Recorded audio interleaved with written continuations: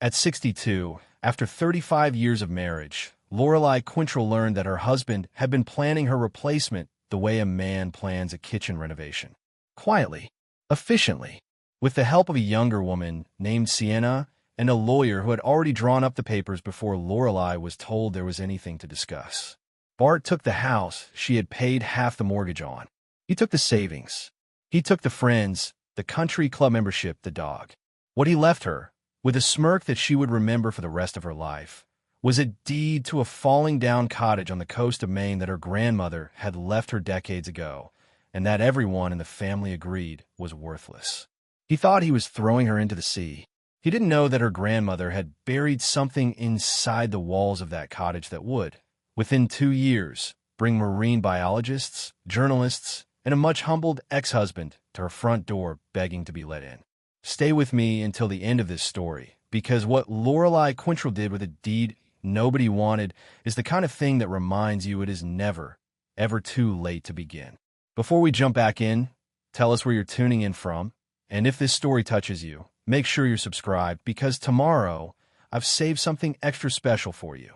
The morning Lorelei found out, she had been making coffee. That detail stayed with her. The grinder was running. The kettle was hissing. The kitchen smelled like the dark French roast Bart preferred, the one she had long since stopped enjoying but kept buying because he was particular about it. The dog, an old terrier named Biscuit, was asleep in a square of sun on the slate floor. Bart came in with 2 men she had never seen before.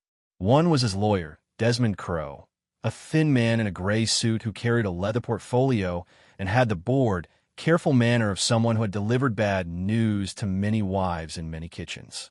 The other man was a financial advisor whose name Lorelei would forget within an hour. They sat at her breakfast table without being asked. Desmond opened the portfolio. Bart leaned against the counter, arms crossed, and would not meet her eyes. "Lorelei," Desmond said, "Mr. Vandermeer has filed for divorce. We'd like to walk you through the proposed terms." The kettle screamed. She turned it off. She poured the coffee. She set a cup in front of each of them, the way her mother had taught her to do for guests, even guests who had come to ruin you. She sat down at her own table. She listened. She listened to a man with a clipped, lawyerly voice explain that the house, which had her name on the deed, was being treated as a marital asset and that Bart, as the higher earner over the past decade, was entitled to keep it. She listened to him explain that the joint savings, which had her grandmother's small inheritance folded into them, had been moved into accounts that, due to certain technicalities in their original prenuptial agreement, were considered separate. She listened to a phrase, settlement amount, and to a number that was less than what they had spent on Bart's last car. She listened to Bart finally speak, near the end, when Desmond had finished, and what he said was, "I don't love you anymore, Lore. I haven't for a long time. I'm sorry." He wasn't sorry. She could tell by the angle of his shoulders. He was relieved. He was relieved to have finally said it out loud. "How long?" she asked. He blinked, and for the first time he looked at her. "How long what? How long has she been in our bed?" The financial advisor coughed and looked at his shoes. Desmond Crowe did not move. Bart's jaw tightened. "That's not relevant to the proceedings," Desmond said. "I'm not asking you," Lorelei said. "I'm asking my husband." "How long, Bart?" There was a long silence. 2 years, he said. 2 years.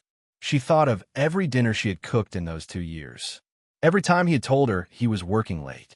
Every Sunday morning she had brought him coffee in bed. 2 years. The number felt like a stone dropped into a deep well. She waited for it to hit bottom. It didn't. "Sienna," she said. It was not a question. She had seen the woman once at the country club Christmas party. 28 years old. A friend of Bart's business partner. Lorelei had complimented her dress. Bart nodded once. He still did not look at her. Lorelei picked up her coffee cup. Her hands were not shaking, which surprised her. She drank a sip. It was too hot, but she drank it anyway because it gave her something to do other than throw the cup at his face. "Is there anything left in my name," she asked Desmond, "that he hasn't taken?" Desmond cleared his throat. He shuffled papers. "There is, in fact, one piece of property held solely in your name that Mr. Vandermeer has indicated he has no interest in. A residential property in Wren Haven Bluff, Maine, inherited from your maternal grandmother in 1998. According to the most recent county assessment, the structure is uninhabitable and the parcel is valued at, he checked a sheet, approximately $18,000, primarily in undeveloped land value. Bart laughed. He actually laughed. A short, dismissive sound. That dump, he said. Yeah, she can have that. I wouldn't take it if you paid me. Lorelei looked at him. She looked at the man she had married at 27, the man whose hand she had held through the death of his father, the man whose tie she had straightened on the morning of every job interview, the man whose son she had wanted but never been able to have. She looked at him and she saw, with a clarity that would have devastated a younger woman, but which only made her quiet, that he had been a stranger for a very long time, and she had simply been too loyal to notice. Fine, she said. Fine, Desmond said. I'll sign your papers, Mr. Crowe. Send them to my attorney. I'll be out of this house by Friday. She stood up. She picked up the coffee cups, all 4 of them, and carried them to the sink. She rinsed them one by one, while 3 men sat in silence at the table behind her. She set them upside down on the drying rack. She turned around. Get out of my kitchen, she said, very calmly, to her husband of 35 years. All 3 of you. Get out of my kitchen right now. They got out. By Friday, she had packed 2 suitcases, her grandmother's sewing box, a wooden chest of letters she had not opened in 40 years, and Biscuit's bed and bowl. Bart had said she could keep the dog. It was the only thing he gave her without a fight, and she suspected it was because Sienna was allergic. She loaded everything into her 10-year-old Subaru on a gray October morning. She did not say goodbye to the house. She did not look back at it as she pulled out of the driveway. She drove east through 3 small towns and onto the coastal highway, with a deed to a cottage she had not seen since she was 19, folded in the glove compartment, and a dog asleep on the passenger seat, and absolutely no idea what she was going to do next. She drove toward Wren Haven Bluff because it was the only place left in the world where her name was on something. She would learn, in time, that this was enough. The drive to Wren Haven Bluff took 6 hours. Lorelei had not driven that far alone in 20 years. Bart had always insisted on driving. He said her left foot tapped the brake too often. He said she drove like a woman who was always expecting to be hit. Maybe she did. She did not care anymore. The first 3 hours were highway. She kept the radio off.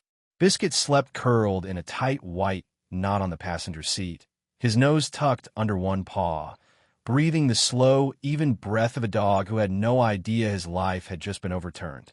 Lorelei watched the road and let her mind go where it wanted. It wanted to go everywhere.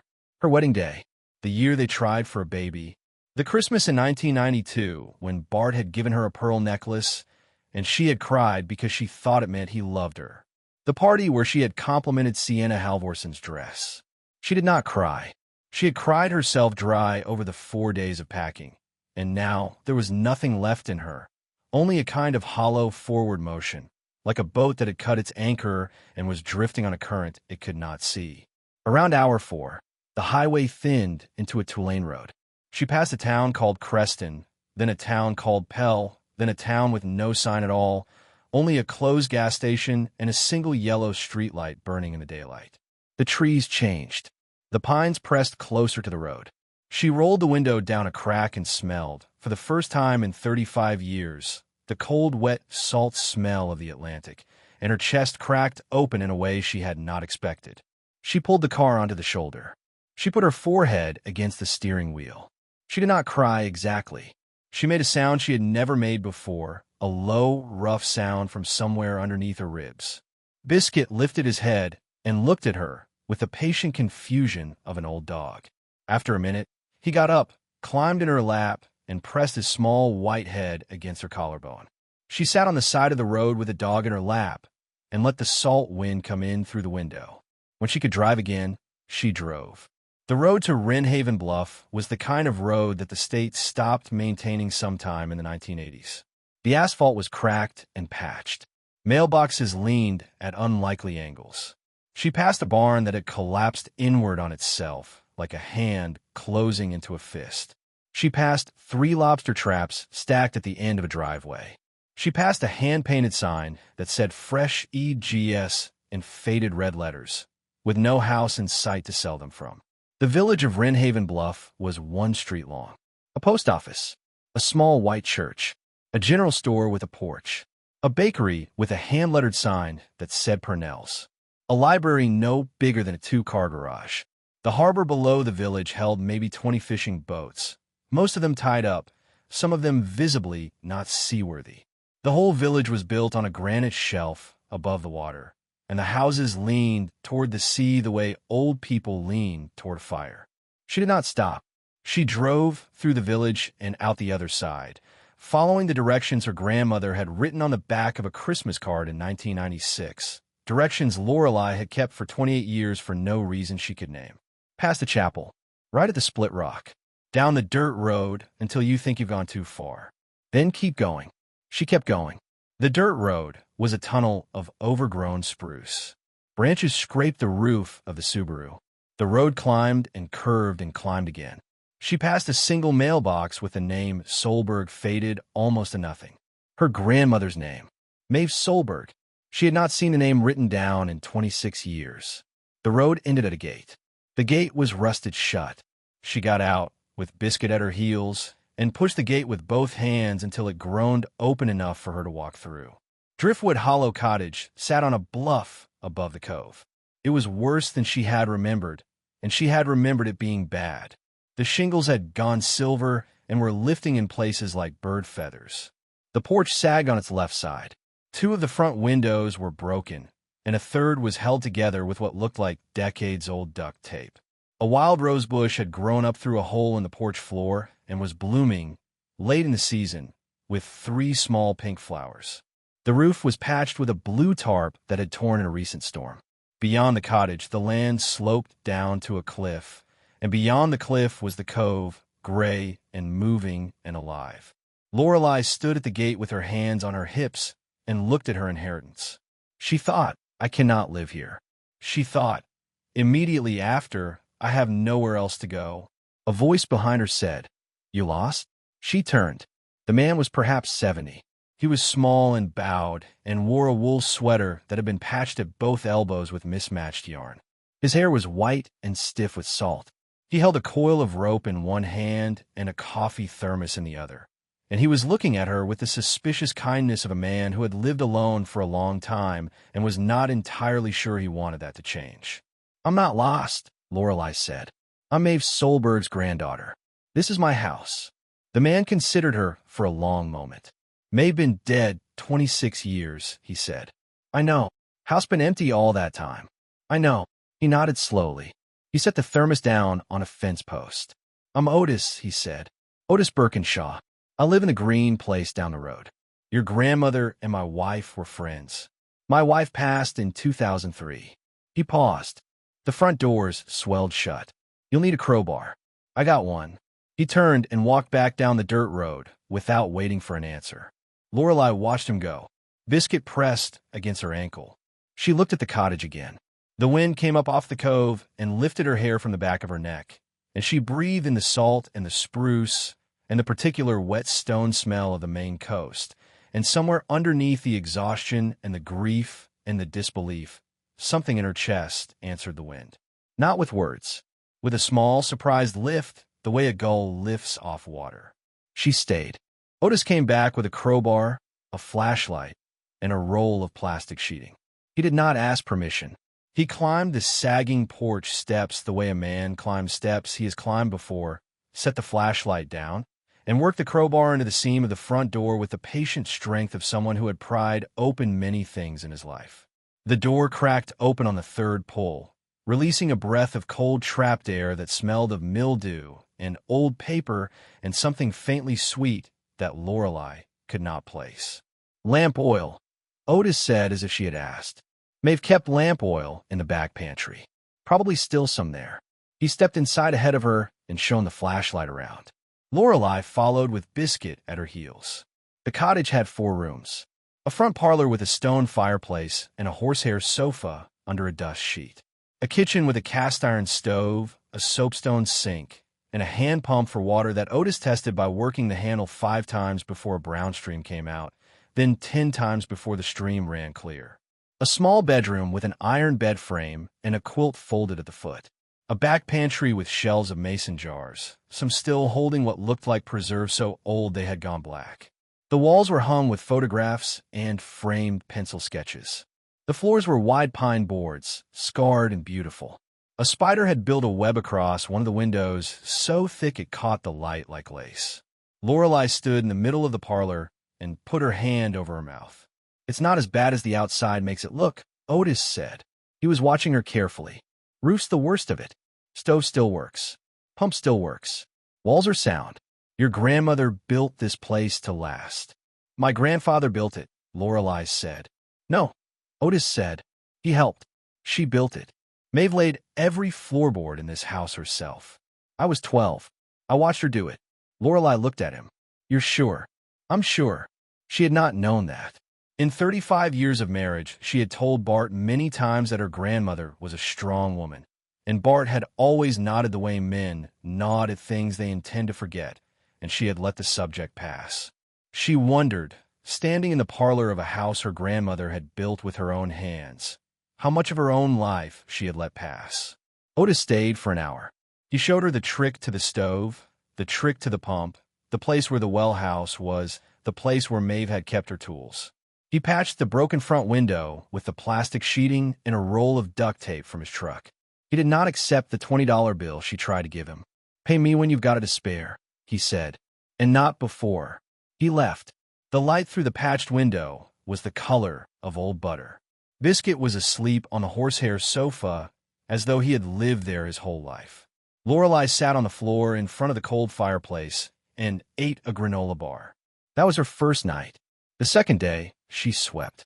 The third day, she swept again because the dust came back and because she did not yet know what else to do. The fourth day, she walked into the village and bought eggs and bread and a jar of honey from a woman at the bakery whose hand-lettered sign said Purnell's. The woman behind the counter was perhaps 50, round-faced, with flour on her forearms and a long gray braid down her back. Her name was Clemmy. She asked Lorelei where she was staying, and when Lorelei said the old Solberg place, Clemmy put down the bread knife and looked at her for a long moment. "You're Maeve's girl," Clemmy said. "Granddaughter. I knew her. I was a little thing. She used to come into my mother's bakery and trade jars of preserves for bread. She had hands like sandpaper." Clemmy smiled, which made her face crease up around the eyes in a way that made Lorelei want to cry. "Welcome home, sweetheart. You take that loaf. I won't take your money for it.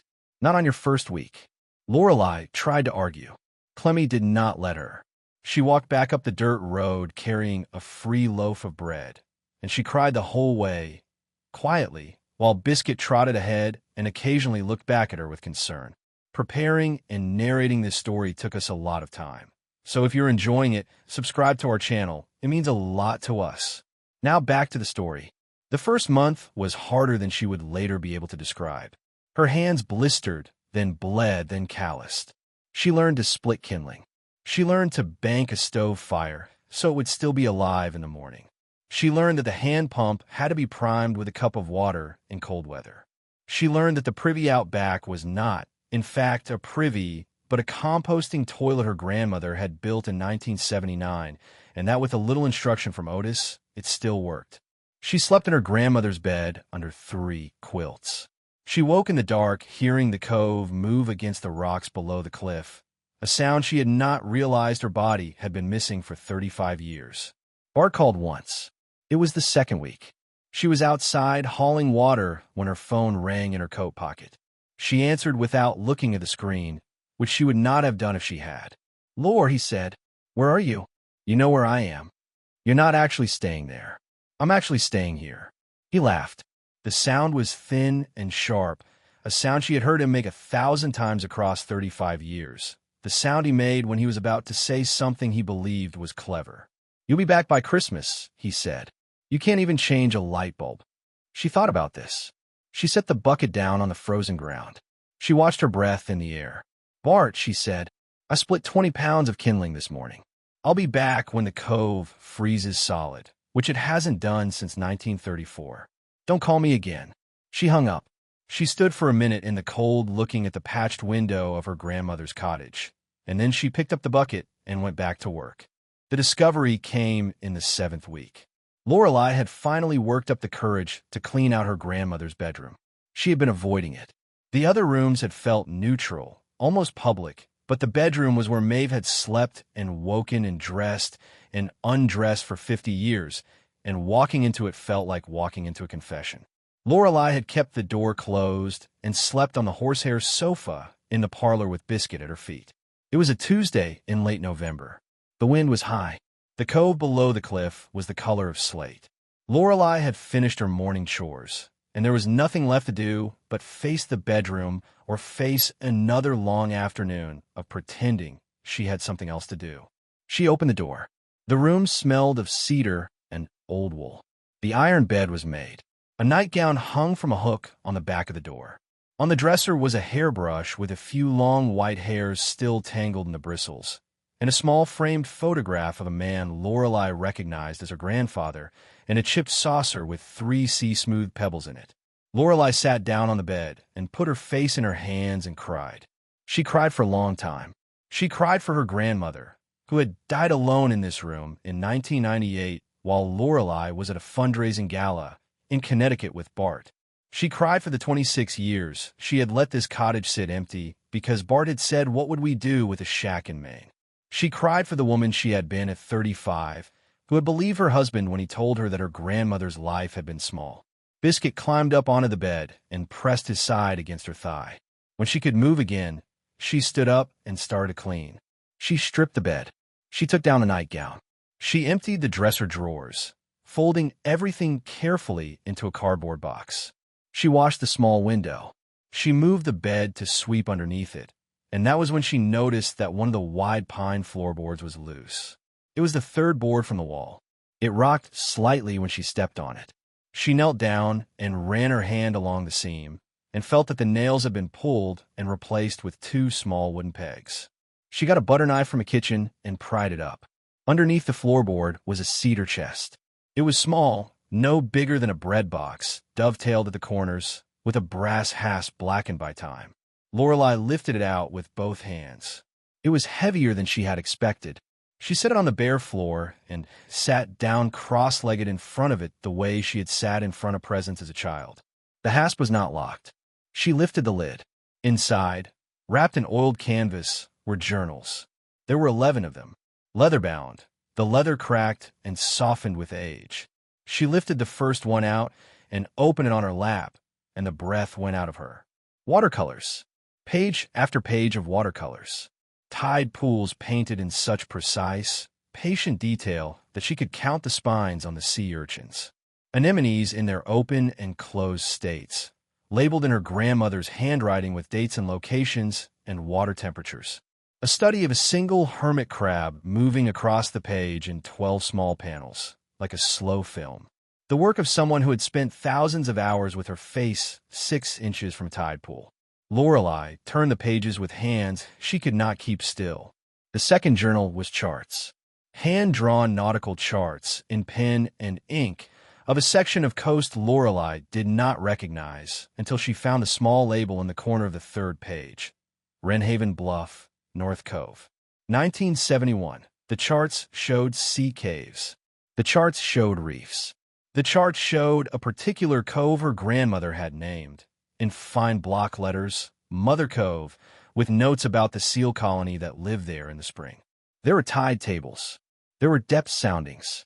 There were notes about boats that had wrecked along this coast in the 18th and 19th centuries, with sources cited in the margins from fishermen Maeve had interviewed by name. The third journal was specimens. Not pressed exactly. Pressed seaweed lay between sheets of wax paper, each piece labeled with a Latin name and a date. Lorelei recognized some of the Latin from a long-ago college class. She did not recognize most of it.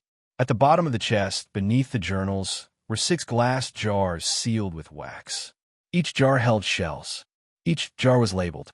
And at the very bottom, beneath everything else, was a folded letter.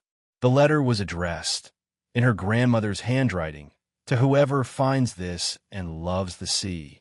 Lorelei held it for a long time before she opened it. When she did, she read it twice slowly. If you're reading this, I am dead, and I'm sorry I did not have the courage to give this work to anyone while I was alive.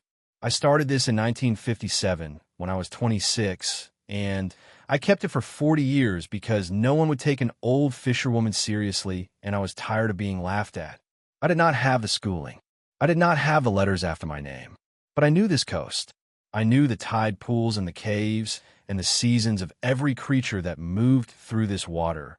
And I wrote it down because I knew it was disappearing, and because I could not bear for it to disappear without anyone having loved it. Some of what I have drawn here cannot be found anymore. I have watched species leave this coast in my lifetime. I have watched coves sealed up and reefs go dead. If anything in these books is useful to a person who knows what to do with it, please give it to that person. If no one finds this, that is all right too. I made it because it needed to be made. Take care of the cottage. Take care of the cove. Your grandmother, Maeve Solberg of Wrenhaven Bluff. November 1996. Lorelei sat on the bare floor of her grandmother's bedroom with the letter in her lap and Biscuit pressed against her side, and she did not cry. She sat very still, with the wind pulling at the patched window, and she felt the entire shape of her life rearrange itself. She thought, I have something to do. For the first time since the morning Bart had walked into her kitchen with two strangers, she thought it without flinching. Lorelei did not tell anyone about the chest for almost 2 weeks. She read the journals first, all 11 of them, in order, sitting at the kitchen table with the wood stove going and Biscuit asleep on her feet. She read them the way she had once read novels in college, with a pencil, underlining and making notes in the margins of a separate notebook she had bought at the village store. She had not used a pencil that way in 40 years. Her hand remembered before her mind did. Her grandmother had begun the work in the spring of 1957, 2 years after marrying. Maeve had been 26. She had walked the tide pools at low water with a sketchbook and a tin box of watercolors and a copy of a marine biology textbook borrowed from the Wrenhaven Bluff Library, a textbook Lorelei would later find on the parlor shelf with Maeve's pencil notes in nearly every margin. She had taught herself the Latin. She had taught herself the cell structure of the species she could not name. She had written letters by hand to a marine biologist at the University of Maine in 1962, asking for help identifying a particular kind of sea slug, and she had kept his polite, dismissive reply folded inside the journal where the slug was painted. Lorelei held that letter and thought about Bart's voice in the kitchen and felt something old and sharp rise in her chest. The journals showed 40 years. The watercolors got better. The notes got more precise. By the late 70s, Maeve had begun marking species she had not seen for several seasons in a row, with small, careful question marks beside their names. By the late 80s, those question marks had become, in some cases, the word gone in her grandmother's small, even hand. Lorelei read it all. She closed the last journal on a Sunday afternoon. She walked outside in her grandmother's coat and stood at the cliff edge for a long time looking at the cove. Then she walked down to the village and into the small library next to the post office. The librarian was a tall man in his late 30s with wire-rimmed glasses and a careful, observant face. His name was Nikolai Ashworth. He had moved to Wrenhaven Bluff from Boston 4 years earlier, and the village had not entirely decided what to make of him yet. But he was the only person in town with a master's degree in anything, and Lorelei had decided he was the person to talk to. She set the first journal on the counter and opened it to the painting of the hermit crab. Nikolai looked at the page. He looked at it for a very long time. He picked up the journal with both hands the way a person picks up something they are afraid to drop. He turned the pages slowly. He came to the chart of Mother Cove. He stopped. "Mrs. Quintrell," he said quietly, "where did you get this?" "My grandmother made it. When? Between 1957 and 1996. Nikolai sat down on the stool behind the counter. He took off his glasses and put them back on. He turned another page. "There's a marine biologist at Bowdoin," he said. "Her name is Dr. Saoirse Lindgren. She has been working for the past 8 years on a project documenting the historical biodiversity of this stretch of coast.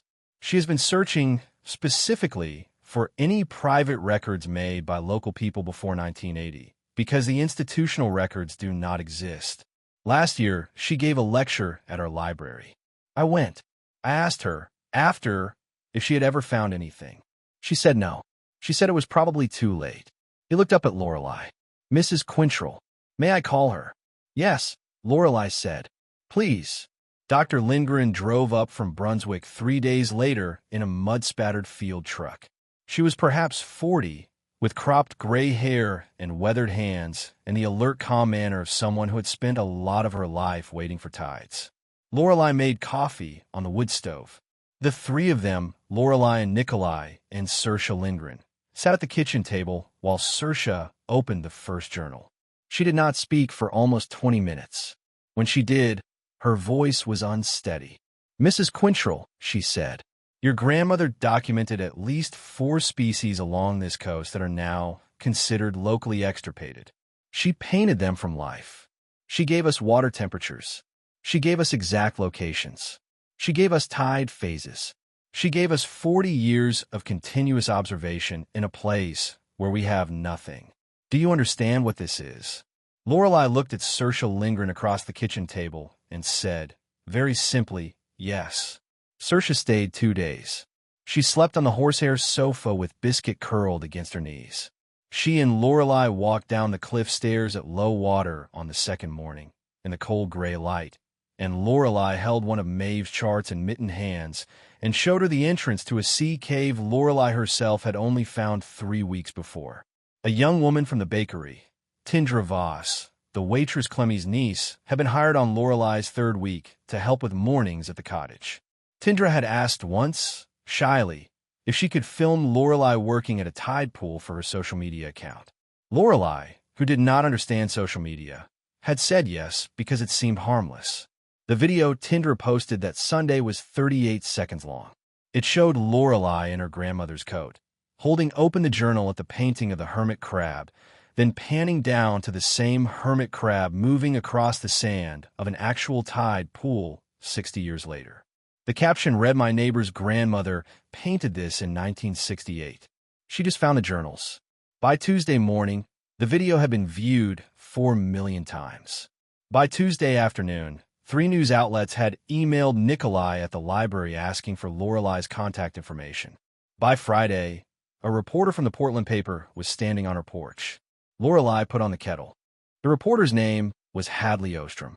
She was perhaps 35, in a wool coat and sensible boots, and she had the alert, slightly tired look of someone who had driven 3 hours that morning expecting a story and was now realizing she had walked into a different one. Lorelei sat her at the kitchen table and gave her coffee. Biscuit climbed into Hadley's lap without being invited. Hadley scratched his ears absently and watched Lorelei the way a person watches a bird that has landed close. "Mrs. Quintrell," she said, "I don't want to write the divorce story." Lorelei set the cream down on the table. "I beg your pardon. My editor sent me up here because the video went viral, and because someone in the comments figured out that you're the wife of Bart Vandermeer, and the divorce is, semi-public in certain circles in Connecticut. My editor wants the divorce angle." Hadley took a slow breath. "I drove up here to tell you, in person, that I don't want to write that story. I want to write the story your grandmother left in those journals. If you'll let me." Lorelei looked at her for a long time. "What's your name again?" "Hadley." "Hadley, drink your coffee. We'll walk down to the cove." The piece Hadley wrote ran in the Sunday edition 10 days later. It was 3,000 words long, and it was not about Bart at all. It was about a woman named Maeve Solberg who had taught herself marine biology in a kitchen by cove because no one else would do it, and about her granddaughter who had inherited 11 journals and a cottage with a leaking roof, and about the part of the Maine coast that had been quietly disappearing while no one was looking. After that piece ran, the cottage stopped being quiet. The first to arrive was a retired schoolteacher from a town 40 minutes inland. Her name was Philippa Merriweather, and everyone called her Pippa. She was 70 years old, square-shouldered, white-haired, and she came up the dirt road on a Saturday morning in a green station wagon with a casserole on the passenger seat. She set the casserole on the porch without comment, knocked on the door, and said, when Lorelei opened it, "I read the article. I taught 4th grade science for 41 years. I retired in June, and my husband died in August, and I've been losing my mind in my own kitchen for 3 months.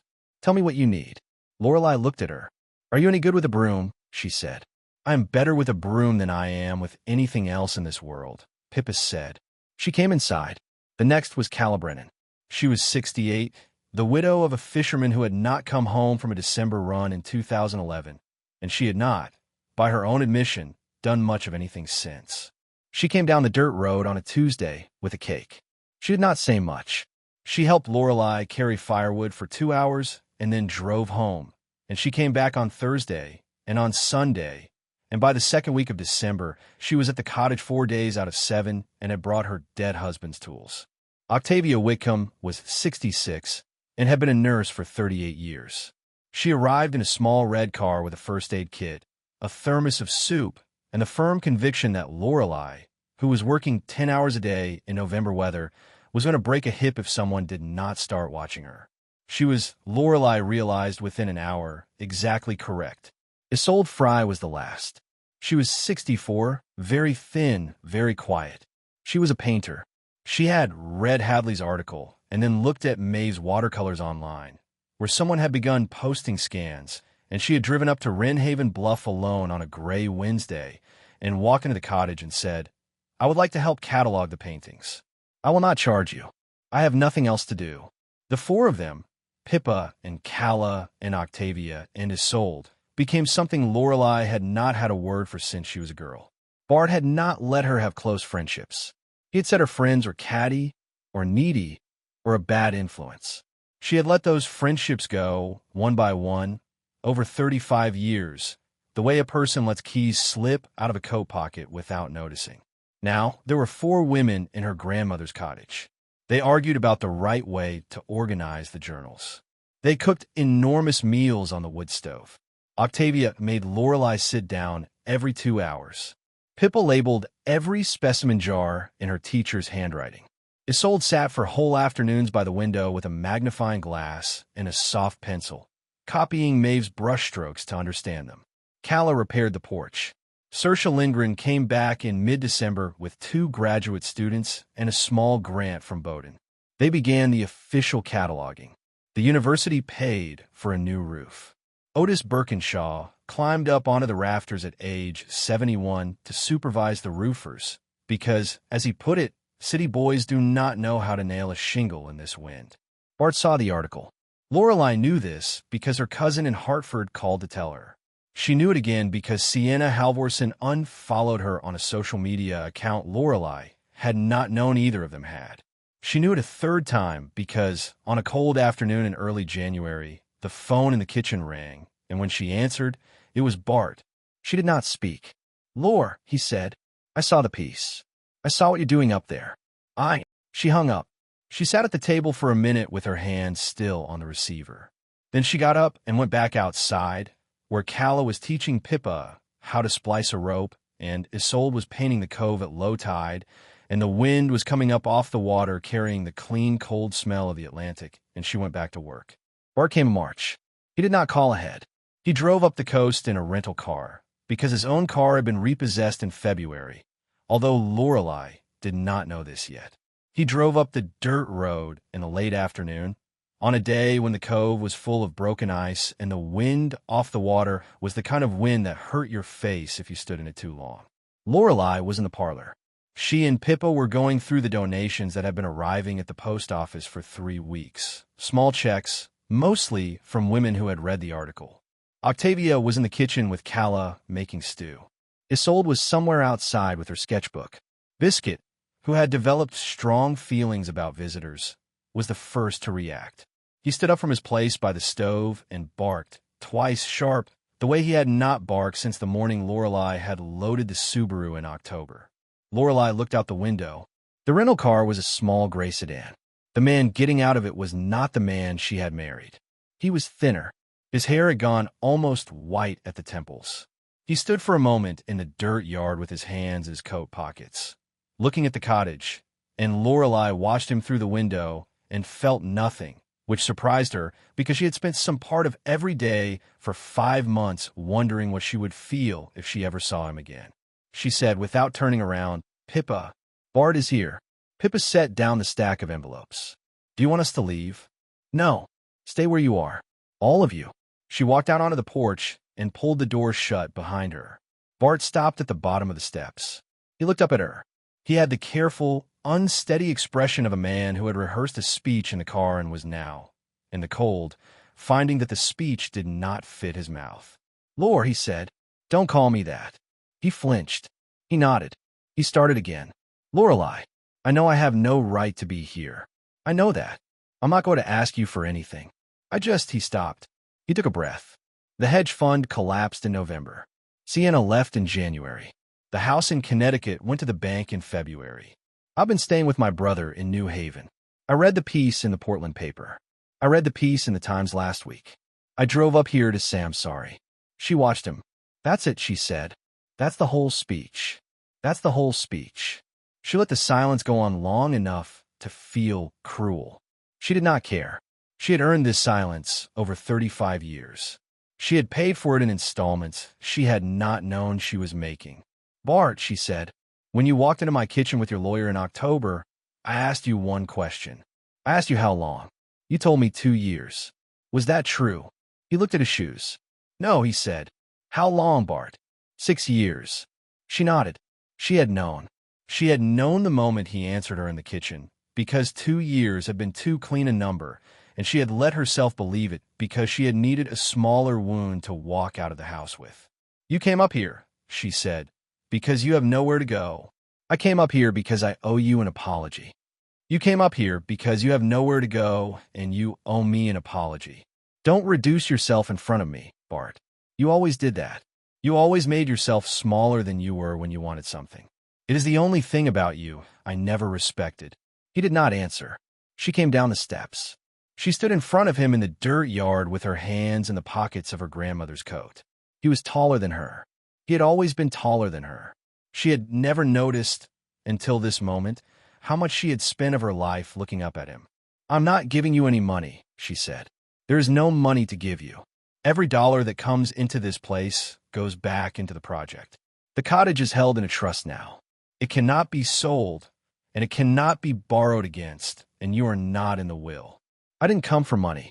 Then I will tell you what I tell every person who comes up that road wanting something. You can volunteer. We are here Saturdays at 6 in the morning. There is a set of stone steps down the cliff to the cove that has not been cleared of barnacles and ice in 20 years, and we cannot do the spring tide pool surveys until those steps are safe. You can scrape barnacles. You can carry buckets. You can do it for as long as it takes you to learn what it feels like to build something that is not for yourself. If you do that for one full season, without complaining, without asking for anything, without making it about you, we will talk again in October." "Not before." Bart stared at her. "Lorelei," he said, "I'm 64 years old. I'm 63. Calla is 69. Otis is 71. He did the roof. Make your decision." He stood in the dirt yard a long time. She did not help him. She had spent 35 years helping him make his decisions. She watched the wind move his hair and waited.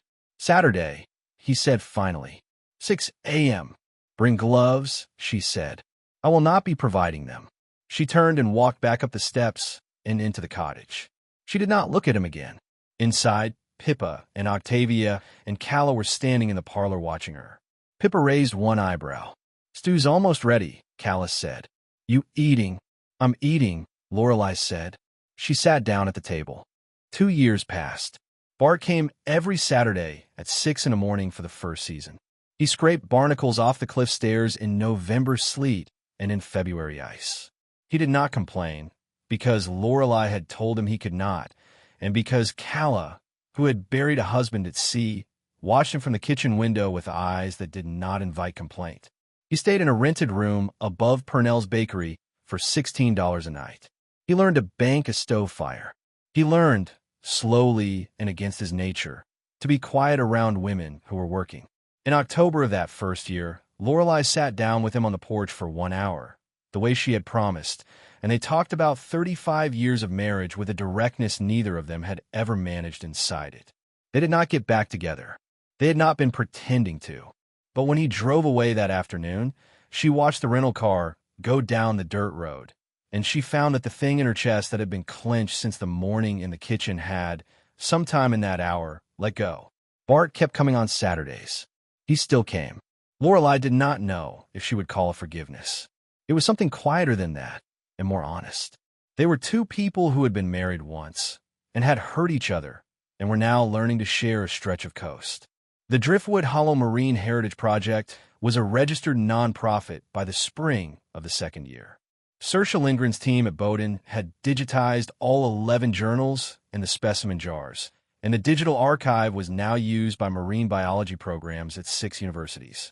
2 of the species Maeve had documented had been refound in small numbers in coves Maeve had charted on the strength of her tide tables and her water temperatures. A graduate student named Min Ju had written her thesis on Maeve's color mixing technique for painting anemones, because the technique turned out to capture light penetration in a way modern photography did not. The cottage now held 3,000 visitors a year. Tindra Voss ran the social media account, which had grown to 600,000 followers, and Tindra had been accepted on the strength of that work to a journalism program at the University of Maine. Pippa ran the volunteer program. Calla ran the tide pool tours. Octavia ran the medical kit, and, increasingly, ran Lorelei, who was 65 now and still trying to carry buckets she should not be carrying. Isolde had her own small studio in what had been the back pantry, and her paintings of the cove, in the style of Maeve's journals, were sold to fund the project, and there was a waiting list. Otis Birkinshaw, at 73, taught the spring boat course. In May of the second year, Lorelei was invited to give a talk at the New England Coastal Conservation Conference in Portland. She did not want to go. Pippa and Saoirse insisted. They drove her down the coast in Saoirse's mud-spattered field truck, and Lorelei, who had never spoken in front of more than 30 people in her life, walked onto a stage in a borrowed gray sweater and looked out at 400 biologists and conservationists and reporters, and she set a copy of Maeve's first journal on the lectern, and she opened to the painting of the hermit crab. She held it up so the room could see it. "My grandmother painted this in 1968, she said. She was 37. She had no degree. She had no funding. She had no one who took her seriously. She painted it anyway because she loved this coast, and she could see that no one was looking at it carefully enough, and she had decided that she was going to look at it carefully whether anyone wanted her to or not." She turned the page. She held up the chart of Mother Cove. "My husband told me 18 months ago that I was incapable of changing a light bulb. I was 62. I had spent 35 years believing him in ways I did not realize I was believing him. I want to say something today to anyone in this room who has been told by anyone that their useful life is behind them, that their work does not count, that their grandmother was just a fisherwoman's wife, that their mother was just a homemaker, that their aunt was just a spinster who painted." She looked up from the journal. "We are not finished. We are tide pools. We are full of life that you cannot see from the path. You have to come down to the water. You have to look carefully. You have to stop telling us what we are not and start asking us what we know." She closed the journal. The room stood up. She did not remember, afterward, how long the applause went on. Pippa told her it was almost 3 minutes. Lorelei did not believe Pippa, but she did not argue with her because Pippa was not in the habit of being wrong. She walked back up the dirt road to the cottage that evening with Biscuit at her heels. The cove was gold in the last light. She could hear from inside the cottage, the women laughing in the kitchen, and she could smell bread, and somewhere down the cliff stairs, Calla was calling up to ask if Lorelei wanted tea. She stood at the gate for a moment and looked at the house her grandmother had built with her own hands. She thought about a deed in a glove compartment. She thought about a coffee cup in a kitchen in Connecticut. She thought about a woman who had painted a hermit crab in 1968 because no one would do it for her, and who had hidden the painting under a floorboard for 40 years because she was afraid no one would care. Lorelei opened the gate. She went inside. She was home. Up next, you've got 2 more standout stories right on your screen. If this one hit the mark, you won't want to pass these up. Just click and check them out. And don't forget to subscribe and turn on the notification bell so you don't miss any upload from us.